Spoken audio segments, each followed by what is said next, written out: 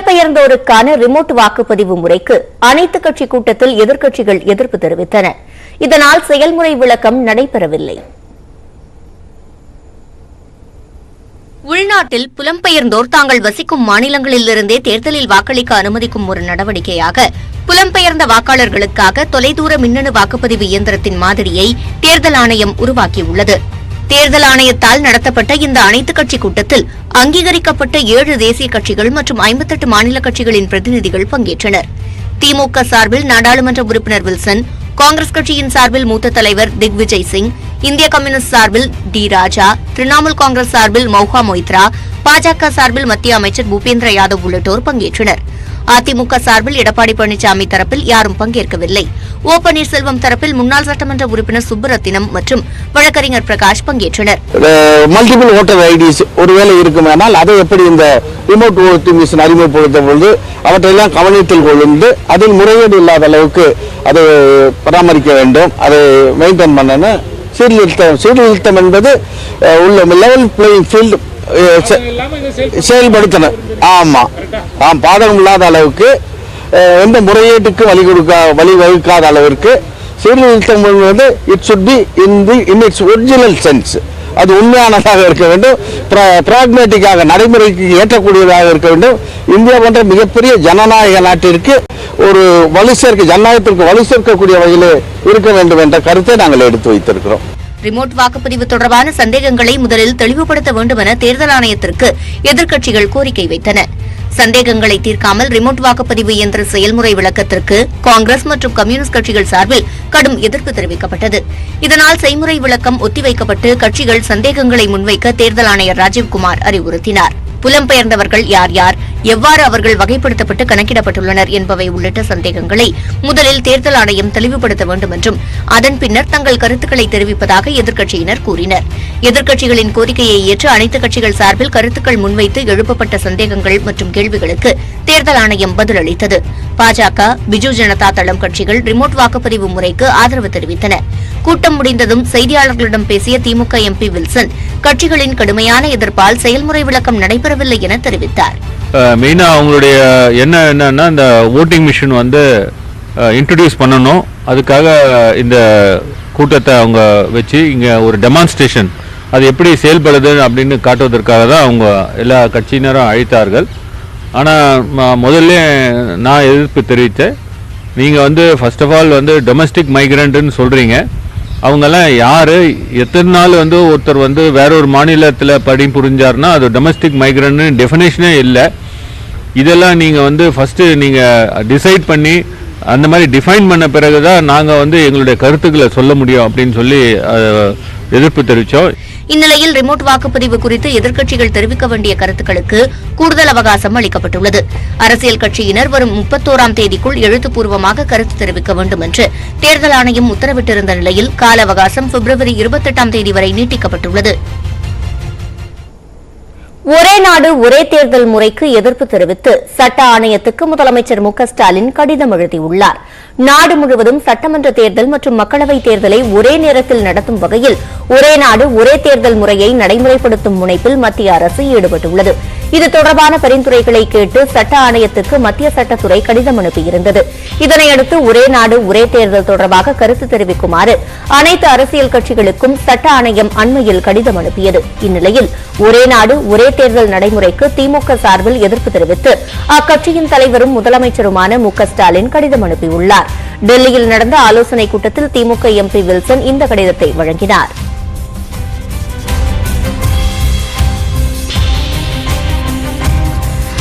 அதனால இந்த simultaneous election எந்த விதத்திலையும் அது யாருக்கும் உதவாது. இப்போ இன்னைக்கு அந்த சைமல்டேனியஸ் எலெக்ஷன் நீங்கள் கொண்டு வரணும்னா இந்தியாவில் 9 மாநிலம் தான் 2024 அதோடைய பீரியட் முடிகிறது. மற்ற மாநிலங்கள் எல்லாமே பார்த்தீங்கன்னா 2026, 2027 தான் அதோடைய பீரியடே முடியுது. 5 வருட பீரியட். அரசியலமைப்பு சட்டம் பிரகாரம் பார்த்தீங்கன்னா ஒரு தேர்தல் நடத்தி முடித்து பார்த்தீங்கன்னா 5 வருடம் அந்த கவர்மெண்ட் பவர்ல இருக்கணும். நீதிபதிகளை நியமிக்கும் கொலீஜியம் குழுவில் அரசின் பிரதிநிதிகள் இடம்பெற வேண்டும் என மத்திய சட்ட அமைச்சர் கிரண் ரிஜிஜு வலியுறுத்தியுள்ளார். உச்சநீதிமன்றம் மற்றும் உயர்நீதிமன்றங்களுக்கு நீதிபதிகளை நியமிக்கும் விவகாரத்தில் நீதிபதிகளுக்கும் மத்திய அரசுக்கும் வெளிப்படையாகவே மோதல் நிலவி வருகிறது. கொலீஜியம் முறையில் மாற்றம் கொண்டுவர வேண்டும் என்றும் கொலீஜியத்தை விமர்சித்தும் குடியரசு துணைத் தலைவர் ஜக்தீப் தன்கர், சட்ட அமைச்சர் கிரண் ரிஜிஜூ உள்ளிட்டவர்கள் கருத்து தெரிவித்து வருகின்றனர். இந்நிலையில் உச்சநீதிமன்ற தலைமை நீதிபதி TY சந்திரசூட்டுக்கு அமைச்சர் கிரண் ரிஜிஜூ எழுதியுள்ள கடிதத்தில் நீதிபதிகளை நியமிக்கும் கொலீஜியம் குழுவில் அரசின் பிரதிநிதிகள் இடம்பெற வேண்டும் என கூறியுள்ளார். இதன் மூலம் வெளிப்படைத்தன்மையும் பொது பொறுப்பும் ஏற்படும் என்றும் ரிஜிஜூ குறிப்பிட்டுள்ளார். உச்சநீதிமன்ற கொலீஜியத்தில் மத்திய அரசு பிரதிநிதிகளும் உயர்நீதிமன்ற கொலீஜியத்தில் மாநில அரசு பிரதிநிதிகளும் இடம்பெற வேண்டும் எனவும் கடிதத்தில் வேண்டுகோள் விடுத்துள்ளார். மேலும் நீதிபதிகள் நியமனம் தொடர்பான நடைமுறை குறிப்பாணையின் இறுதி வடிவம் இன்னும் இறுதிப்படுத்தப்படாமல் நிலுவையில் உள்ளதாகவும் நீதிபதிகளின் நியமனத்தை எவ்வளவு சிறந்த முறையில் நெறிப்படுத்தலாம் என்பது குறித்த பரிந்துரைகள் கடிதத்தில் இடம்பெற்றுள்ளதாகவும் கூறப்படுகிறது. கொலீஜியம் பரிந்துரைத்த நீதிபதிகளை நியமிக்காமல் மத்திய அரசு காலம் தாழ்த்துவதாகவும் மத்திய அரசு மீது நீதிமன்ற அவமதிப்பு வழக்கு தொடர வேண்டும் என்றும் கர்நாடக வழக்கறிஞர்கள் சங்கம் உச்சநீதிமன்றத்தில் மனு தாக்கல் செய்துள்ளது. இந்த வழக்கை விசாரணைக்கு எடுத்துக் கொள்வதாக அறிவித்த நீதிபதி SK கவுல் தலைமையிலான அமர்வு மத்திய அரசு பதிலளிக்க நோட்டீஸ் அனுப்பியுள்ளது. இந்த விவகாரத்திற்கு பிறகே சட்ட அமைச்சர் கிரண் ரிஜிஜூ தலைமை நீதிபதிக்கு கடிதம் எழுதியுள்ளார். டெல்லியில் பாஜக நிர்வாகிகள் கூட்டத்துக்கு பேரணியாக சென்ற பிரதமர் மோடிக்கு வழிநெடுகிலும் உற்சாக வரவேற்பு அளிக்கப்பட்டது. டெல்லியில் கடந்த 10ஆம் தேதி பாஜக பொதுச் செயலாளர்கள் கூட்டம் நடைபெற்ற நிலையில் அதன் தொடர்ச்சியாக அக்கட்சியின் தலைமை அலுவலகத்தில் பாஜகவின் செயற்குழு கூட்டம் 2 நாட்கள் நடைபெறுகிறது.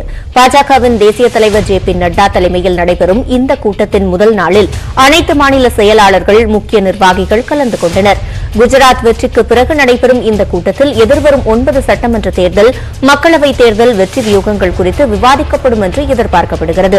JP நட்டாவின் பதவிக்காலம் வருகிற 20ஆம் தேதி முடிவடையும் நிலையில் அது குறித்தும் ஆலோசிக்கப்படும் என்று தகவல்கள் தெரிவிக்கின்றன. இந்நிலையில் செயற்குழு கூட்டத்தில் பங்கேற்கும் பொருட்டு பிரதமர் மோடி பேரணியாக வந்தார். காரின் கதவை திறந்து நின்றபடியே பேரணியாக வந்த பிரதமர் மோடிக்கு வழிநெடுகிலும் கட்சி நிர்வாகிகளும் பொதுமக்களும் உற்சாக வரவேற்பு அளித்தனர். மலர்களை தூவி தங்கள் மகிழ்ச்சியை வெளிப்படுத்தினர். प्रधानमंत्री के नेतृत्व में विभिन्न निर्णय लिए गए हैं. कई जो नीति नियम है பலவீனமாக உள்ள பூத்துகளை கண்டறிந்து வலிமைப்படுத்த வேண்டும் என்றும் ஒரு தொகுதியில் கூட தோல்வியடையக்கூடாது என்றும் பாஜகவினருக்கு பிரதமர் மோடி உத்தரவிட்டுள்ளதாக முன்னாள் மத்திய அமைச்சர் ரவிசங்கர் பிரசாத் தெரிவித்துள்ளார். வட மாநிலங்களில் -°C கீழ் வெப்பநிலை பதிவானதால் பொதுமக்களின் இயல்பு வாழ்க்கை கடுமையாக பாதிக்கப்பட்டது. இமயமலையிலிருந்து நாட்டின் வடமேற்கு சமவெளிகளில் குளிரலை வீசக்கூடும் என்பதால் வட மாநிலங்களின் பல இடங்களில் அடுத்த 2 நாட்களில் குறைந்தபட்ச வெப்பநிலை பதிவாகும் என்று வானிலை ஆய்வு மையம் எச்சரித்துள்ளது. வடமேற்கு மற்றும் அதை ஒட்டிய மத்திய இந்தியாவில் 2 முதல் 4°C வரை வெப்பநிலை குறைய வாய்ப்புள்ளது என்று கணிக்கப்பட்டுள்ளது.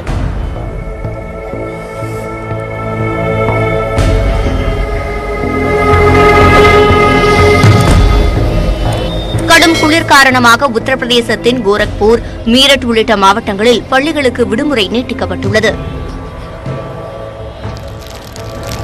சண்டிகரிலும் கடும் குளிர் மற்றும் மூடுபனி காரணமாக 8ஆம் வகுப்பு வரையிலான மாணவர்களுக்கு குளிர்கால விடுமுறை நீட்டிக்கப்பட்டுள்ளது. இந்நிலையில் பஞ்சாப், ஹரியானா, சண்டிகர், டெல்லி, உத்தரப்பிரதேசம், பீகார் உள்ளிட்ட வட மாநிலங்களில் கடும் குளிர் வாட்டி வதைத்தது. குறைந்தபட்சமாக ராஜஸ்தானின் சுருவில் -2.5°C, சிஹாரில் -2°C, அல்வாரில் 0°C பதிவானது. ஹரியானாவின் ஹிசார் நகரில் 0.8°C, டெல்லியின் சப்தர்ஜங்கில் 1.4°C வெப்பநிலை பதிவாகியுள்ளது. கடும் குளிர் காரணமாக டெல்லியின் காற்று மாசுபாடும் மிக மோசமான நிலையை எட்டியுள்ளது. காற்றின் தரக்குறியீடு 337 தொட்டுள்ள நிலையில் மிகவும் மோசமான நிலையிலேயே தொடர்கிறது.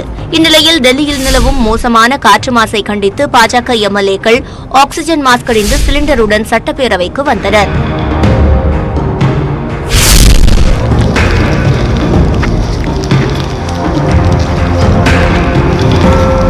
டெல்லி சட்டப்பேரவையின் 4வது நாள் கூட்டத்தில் காற்று மாசு தொடர்பாக ஆளும் ஆம் ஆத்மி மற்றும் பாஜக இடையே காரசார வாக்குவாதம் நடைபெற்றது. காற்று மாசை கட்டுக்குள் வைக்க ஆம் ஆத்மி அரசு தவறிவிட்டதாக குற்றம் சாட்டி பாஜக MLA-க்கள் போராட்டத்தில் ஈடுபட்டனர். மேலும் பல்வேறு செய்திகளை பார்க்கலாம் சிறிய இடைவேளைக்கு பிறகு.